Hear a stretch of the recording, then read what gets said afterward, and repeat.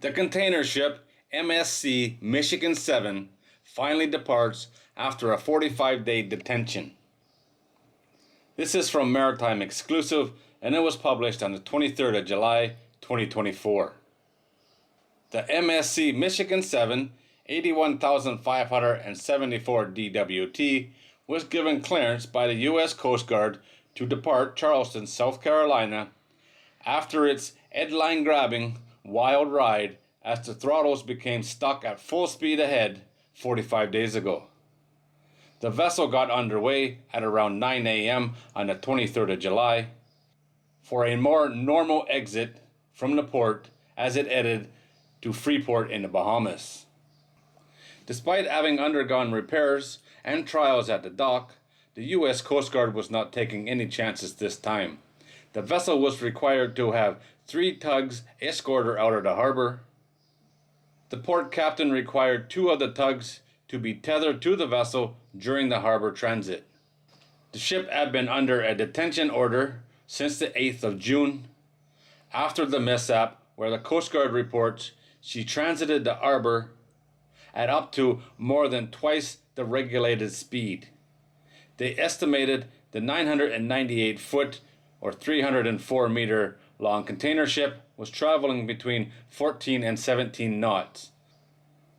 After the incident in Baltimore, South Carolina authorities ordered the bridge that crosses the Charleston Harbor closed and evacuated as the ship made its transit. The Charleston pilot was able to oversee the harrowing ride and earn a USCG commendation. The vessel was finally brought to a stop in the Atlantic Ocean and brought back to Charleston. The Coast Guard now reports that its investigation determined that the primary cause of the incident on June the 5th was the vessel's control linkage for the main engine governor, rendering the installed propulsion control system inoperable. The investigation into the linkage disconnection is ongoing, said the Coast Guard. In addition, the National Transportation Safety Board is investigating, with the final report expected to take 12 to 24 months.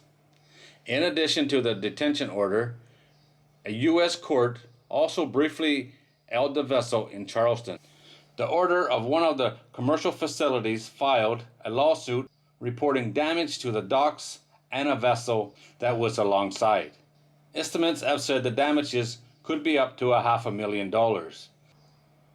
MSC Ship Management provided a guarantee to the courts to pay any expenses the court determines were caused by the incident. The court released the ship after it received that guarantee. Before the MSC Michigan VII was permitted to depart, it underwent a port state inspection. The Coast Guard says dockside trials verified the proper operation of the main engine and auxiliary systems. The Coast Guard, however, said the ship would not be permitted to return to the United States until it submitted proof of a successful sea trial. The ship was built in 2000 and operated previously as the Sealand Michigan. The vessel was acquired by MSC in 2022. She has a capacity of 6,700 TEU and is registered in Liberia. I did a video on this back in June when it happened. The ship was going twice as fast as she should have been going.